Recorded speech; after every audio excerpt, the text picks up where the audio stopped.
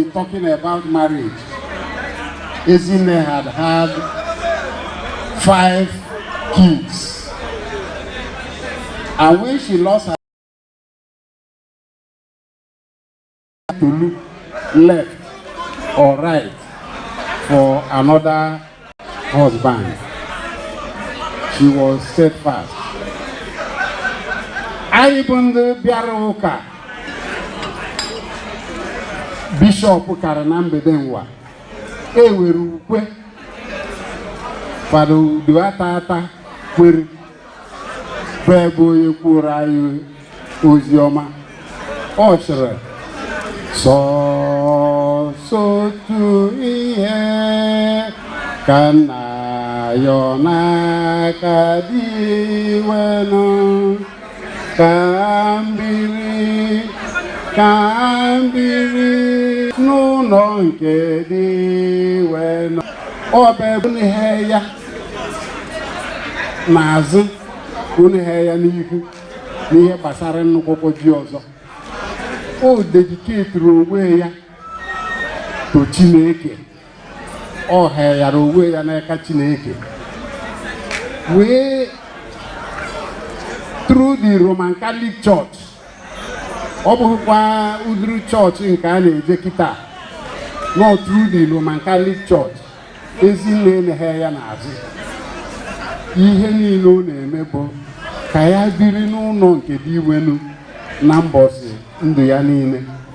Ọ bụ emere my sister that I love most, Ijeoma Nwomeh, mgbe ọ na-arịa, mgbe ọ nọ na US arịa CD mama yo mwenshia wa yari ahozo na anyị maara ebe o jebere, anyị maara na magi bụ onye eziokwu ịlaikikwa isi ya ọkwụrụkwufu maka enweghị ebe ị ga na-eme ihe na-ezo ezo ma gị anọrụgbo ehu ka ọ ghara mgbaghe na-awụ wuo nke bụ eziokwu. Nwa ochie ya arịa ahụ ọzọ ihe ọ na-eji wee ọ na-amaji ya eri bụ na enwere ọsọ anyị na-agba n'ụwa nwa, ọsọ ka anyị na-agba bụ ka anyị megide ka anyị biri n'ụlọ nke dị iwe na anyị na mbọsị ndụ anyị niile. And ọba ebe ihe Nwomeh mere.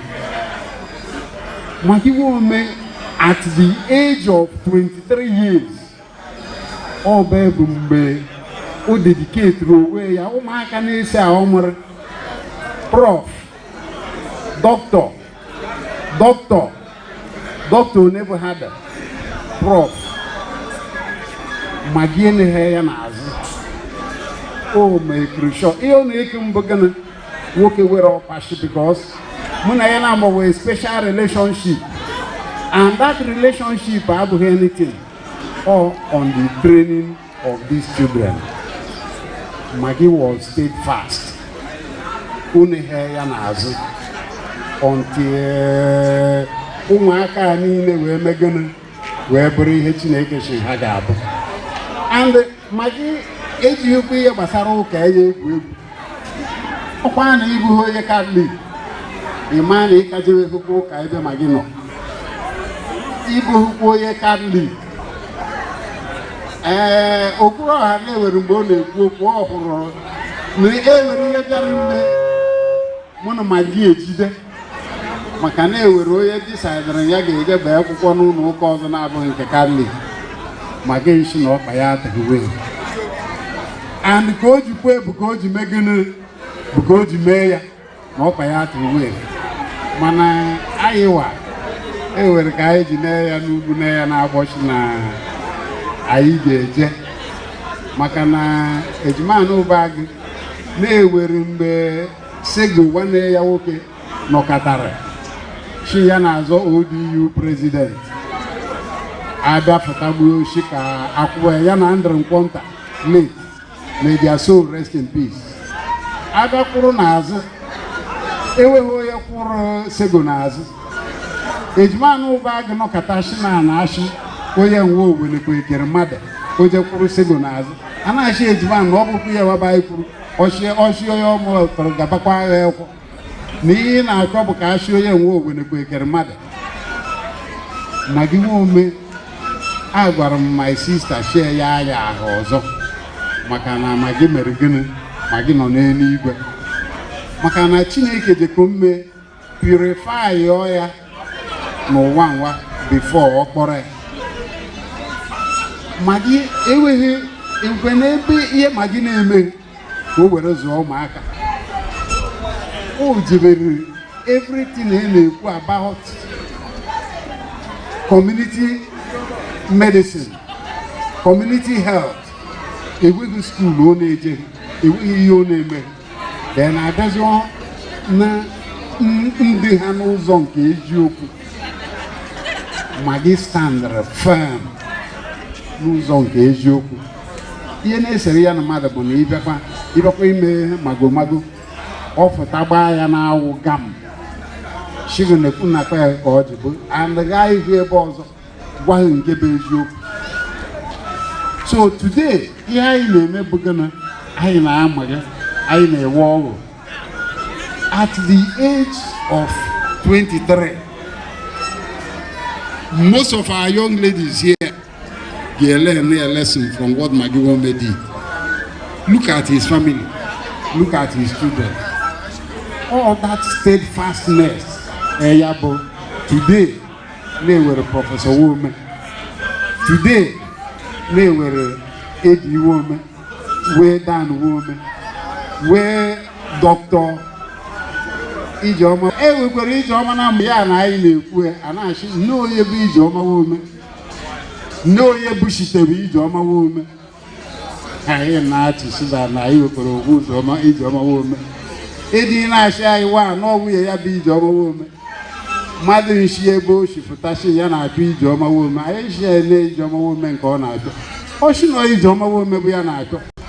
Anyị nshi ka na ọ edifutekwa nwunye edi ya shi na ọba ebe Ijeoma Nwomeh. Anyị mkpebizi ole ya anyị ga na-eme bụ na anyị ga na-atịzire Ijeoma Nwomeh Chukwu ka ewu mara nke bụ nke maka na bewe anyị bụ obodo onye ọzọ. Ya bụ na today eme ekele onye ọbụla bịara ebe nwa.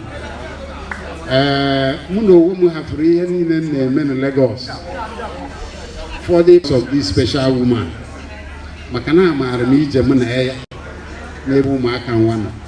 Amaara m ha commitment and dedication and now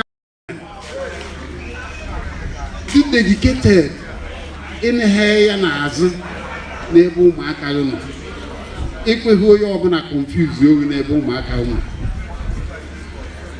Magi bụ a special human being, a special person, and Chineke anashi nebi she brubeda ayi renanga